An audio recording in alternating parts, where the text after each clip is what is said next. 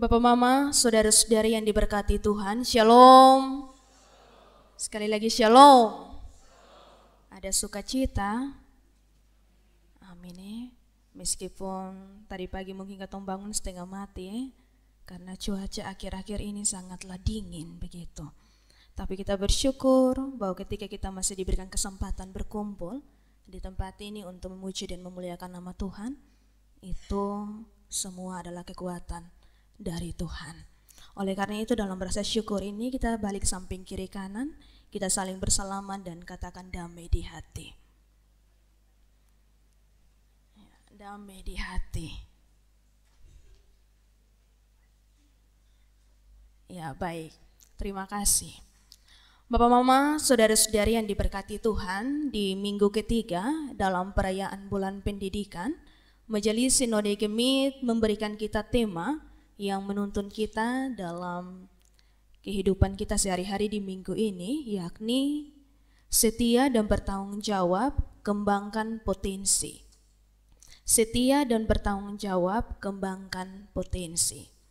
Bapak Mama, saudara-saudari yang diberkati Tuhan, bagaimana respon kita ketika kita pergi ke luar kota atau kita pulang kampung, terus kita titip rumah di anak-anak atau saudara-saudari kita untuk jaga.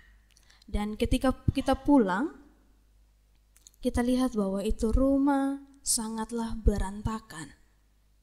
Baabu di mana-mana, sampah full di mana-mana. Pokoknya itu rumah yang katong kas tinggal hanya 1 minggu, katong pulang ke susun berpenghuni 1 bulan atau 2 bulan begitu, atau susama ke di gudang. Bagaimana perasaan kita? Padahal sebelum katong jalan, kita sudah kasih tahu untuk tolong jaga rumah. Jaga rumah bukan berarti berbicara tentang jaga dia punya keamanan saja, tapi juga berbicara tentang dia punya kebersihan juga. Tentu respon kita adalah marah. Ya, biasanya lebih banyak mama-mama sih, bapak-bapak kan tenang-tenang sah, sudah kau tinggal bersihkan sah. Mama-mama ini turun dari bis nih, belum kasih lepas tas, kalau lihat rumah begitu, dia semua ngomel dari jalan masuk. Begini dan begitu, tapi bapak-bapak santai-santai. Sudah kau nanti tinggal bersihkan, yang penting kau tempuh rumah ini terjaga dengan baik. Tentu respon yang akan kita berikan itu adalah marah. Kita kecewa, sebab kita jalan ini kita sudah kasih tahu. Kita sudah perintahkan untuk tolong jaga ini rumah. Bapak Mama, saudara-saudari, ketika kita mendapati hal seperti itu, tentu lain kali kalau misalnya kita mau jalan lagi, tentu ini rumah kita pikir-pikir ulang. Ini mau titip di anak-anak, jo, dong son bisa lihat rumah. Mau titip di ketong saudara, jo sama sa. Jadi lebih baik ketong percayakan tugas tanggung jawab kepada orang lain, supaya dia bisa menjaga dan melihat akan rumah ini. Bapak Mama, saudara-saudari, hal ini juga menjadi respon dari Tuhan dalam kita punya bacaan saat ini. Ya, respon Tuhan juga marah ketika ia mendapati ada orang-orang yang tidak melakukan sesuai dengan dia punya perintah. Bapak Mama, saudara-saudari yang diberkati Tuhan, ketika Yesus sudah dekat kota Yerusalem dalam kita punya bacaan, ia diperhadapkan dengan pemikiran-pemikiran dari orang-orang Yahudi pada saat itu bahwa ini Yesus yang datang, ini dia yang akan menyelamatkan kita dari penganiayaan, dari perbudakan pemerintahan Romawi. Jadi ini dia sudah yang akan menjadi raja bagi kita. Tetapi Bapak Mama, saudara-saudari, apa yang terjadi? Tuhan bilang begini, kerajaanku bukanlah kerajaan di dunia ini, ya, yang kelihatan ini. Kerajaanku adalah kerajaan yang kekal. Sehingga Tuhan menjelaskan tentang hal kerajaan surga menggunakan perumpamaan kita pada saat ini, yakni tentang perumpamaan tentang uang mina. Di situ menceritakan bahwa ada seorang bangsawan yang akan pergi untuk dinobatkan menjadi raja. Bangsawan ini adalah diri Yesus sendiri. Ia akan kembali ke surga dan dalam kemuliaannya ia akan menjadi seorang raja bagi dunia ini. Ketika sang bangsawan ini pergi, ia bukan hanya saja pergi begitu saja, tetapi ia memanggil 10 hamba-hambanya untuk datang dan ia memberikan mereka 1 orang 1 mina, ya. Jadi ada 10 hamba, jadi 10 mina yang Tuhan berikan kepada mereka. Dan bangsawan ini berkata bahwa pakailah ini untuk berdagang sampai aku datang kembali. Bapak Mama, saudara-saudari, ini mau menceritakan kepada kita, mau menjelaskan kepada kita bahwa ketika Tuhan jalan, Tuhan menitipkan kepada kita tugas untuk kita lakukan dalam kehidupan ini. Ketika dalam jeda waktu, ketika ia kembali ke surga, dalam jeda waktu ini Tuhan mau lihat apakah kita mempertahankan iman kepercayaan kita kepada Tuhan dalam setiap kehidupan kita ataukah tidak. Dalam bacaan kita, Bapak Mama Saudara-saudari, ternyata perintah yang disampaikan oleh bangsawan ini direspon dengan sikap yang berbeda-beda. Ya, ada yang menuruti perintah bangsawan itu, raja itu, dengan terus mengembangkan mina itu dengan berlipat-lipat. Tapi ada juga yang tidak sama sekali. Dia simpan baik-baik ini uang karena dia takut kalau misalnya dia salah gunakan itu uang. Dia takut karena dia punya pikiran ini raja bangsawan ini adalah orang yang jahat. Jadi ketika dia pulang kembali, kalau dia tidak mendapati ini uang, maka mungkin dia akan dihukum. Bapak Mama Saudara-saudari, ternyata apa yang terjadi? Apa yang ditakutkan oleh orang ketiga ini adalah hukuman bagi dirinya sendiri. Respon raja atau bangsawan itu ketika ia kembali kepada orang-orang yang mengikuti perintahnya, yakni dengan memberikan tanggung jawab yang lebih besar.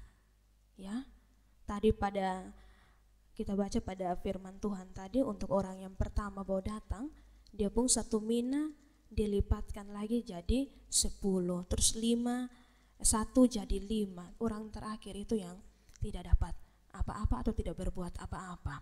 Bapak Mama Saudara-saudari, 1 mina itu setara dengan 100 dinar, ya. 1 mina setara dengan 100 dinar. Dan zaman dulu itu biasanya orang yang bekerja upahan 1 hari itu dong baru bisa dapat 1 dinar. 1 dinar.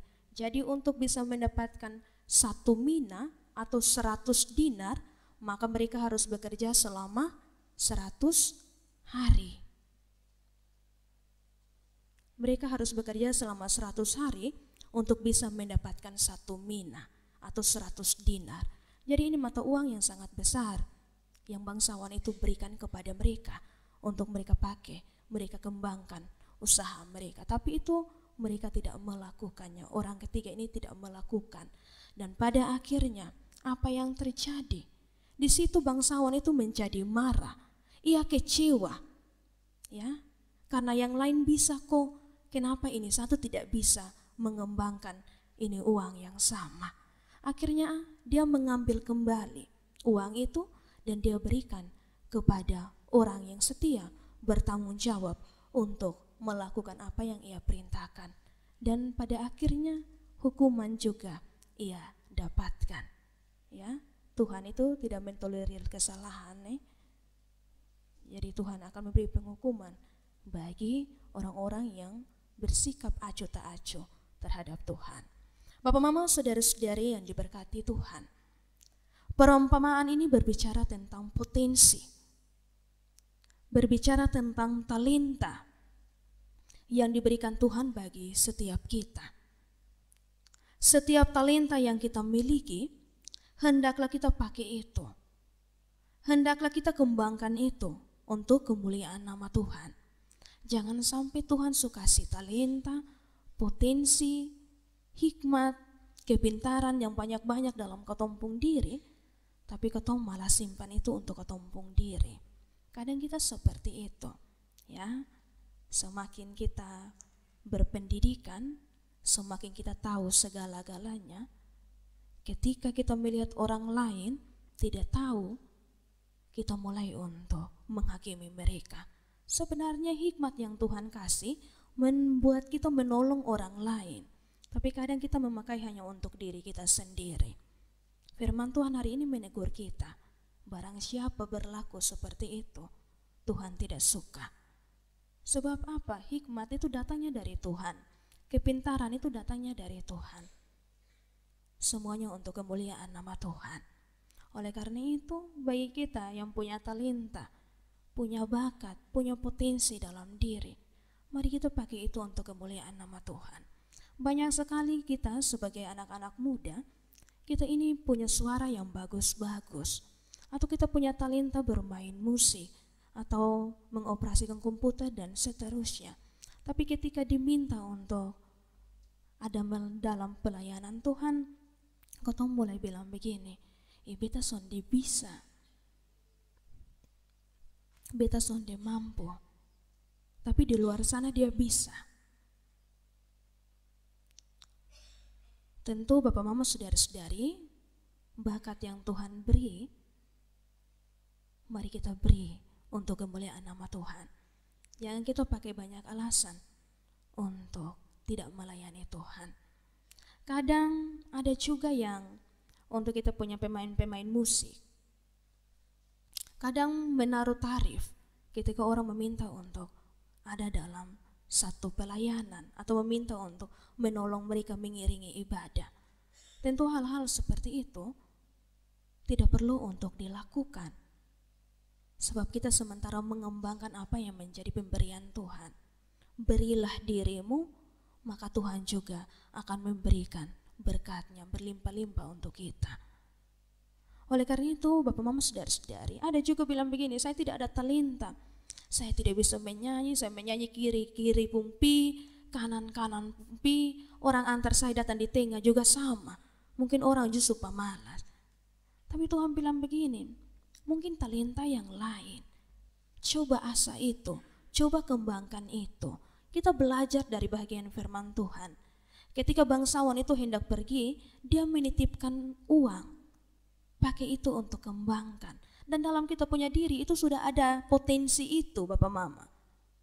Tuhan sudah taruh memang itu potensi, tinggal kita asah itu potensi, tinggal kita kembangkan itu potensi. Jadi jangan bilang saya ini tidak ada potensi dalam diri.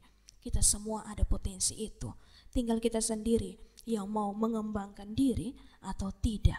Agar Bapak Mama saudara-saudari dalam waktu hidup yang masih Tuhan berikan kepada kita, ketika dia kembali, dia dapat menjumpai kita seperti bagian firman Tuhan yang melakukan sesuai dengan apa yang Tuhan kehendaki, setia dan bertanggung jawab.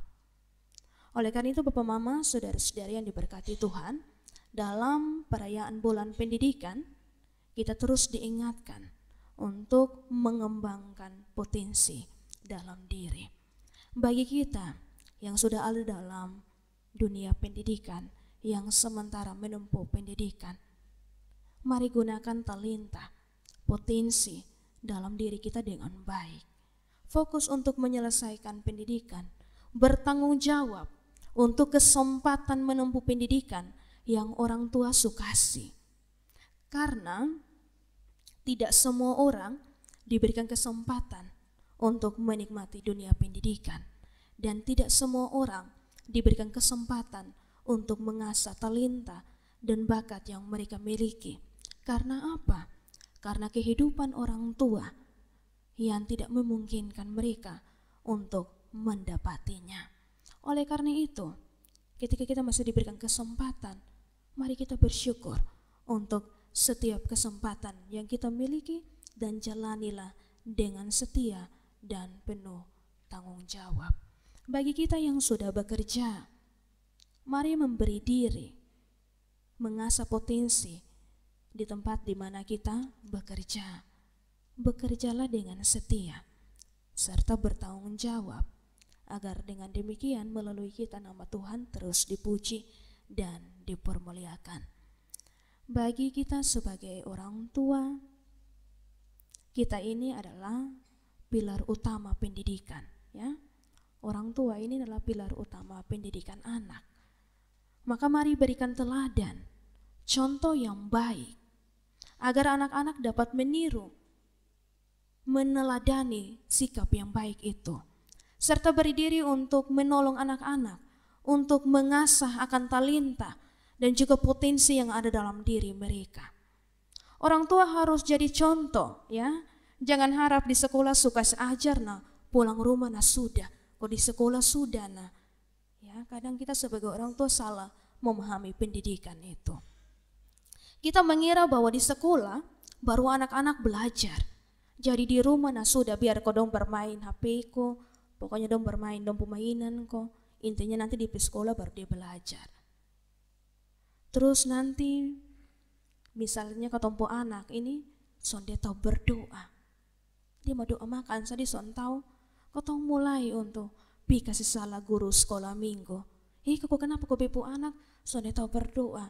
Ibu guru, bapak guru dong buat ke mana? Yang ada dengan anak-anak selama 1 minggu 24 jam itu siapa? Orang tua. Seharusnya orang tua yang kasih ajar. Terus anak-anak sonde kenal abjad. Terus bimarah, kok bepu anak su kelas 2 nih, dia son tahu apa-apa. Orang tua harus menolong dengan mengajarkan mereka dasar-dasar di dalam kehidupan berumah tangga. Agar ketika mereka bersekolah, mereka sudah ada potensi, tinggal diasah oleh guru-guru. Karena dasarnya sudah kita taruh di situ. Supaya kita jangan salah orang untuk segala sesuatu yang terjadi. Itu tugas orang tua, berat, ya, jadi orang tua. Tapi percaya Tuhan akan menolong. Tuhan akan memperlengkapi seperti kata punya bahagian firman Tuhan. Bapak, mama, saudara-saudari yang diberkati Tuhan, kita juga diajarkan melalui bahagian firman ini untuk senantiasa setia dalam perkara-perkara yang kecil. Jika dalam perkara-perkara yang kecil kita setia, maka yakin dan percaya Tuhan akan memberikan perkara-perkara yang lebih besar. Orang yang pertama, dia kembangkan itu 1 mina menjadi 10, Tuhan kasih tanggung jawab untuk kelola 10 kota. Orang yang kedua, kembangkan 1 mina menjadi 5, Tuhan kasih dia kekuatan untuk mengelola 5 kota. Sedangkan yang satu, yang tidak berbuat apa-apa, dia menerima penghukuman. Ketika Tuhan sudah percayakan tugas dan tanggung jawab bagi kita, maka mari kita lakukan dengan sikap yang setia. Jangan kita sebaliknya tidak bertanggung jawab, sebab ada konsekuensi dari segala sesuatu yang kita lakukan. Oleh karena itu, Bapak, Mama, saudara-saudari yang diberkati Tuhan, potensi, talenta, mari kita pakai itu untuk kemuliaan nama Tuhan. Agar ketika Tuhan kembali, Ia boleh mendapati kita telah mengembangkan talenta, potensi di dalam diri kita dengan baik, dan Ia akan berikan tugas dan tanggung jawab yang lebih besar kepada kita karena kesetiaan kita kepadanya. Kiranya dalam kehidupan kita memberi diri untuk terus dituntun oleh Tuhan. Kiranya firman Tuhan menolong dan memberkati kita. Amin.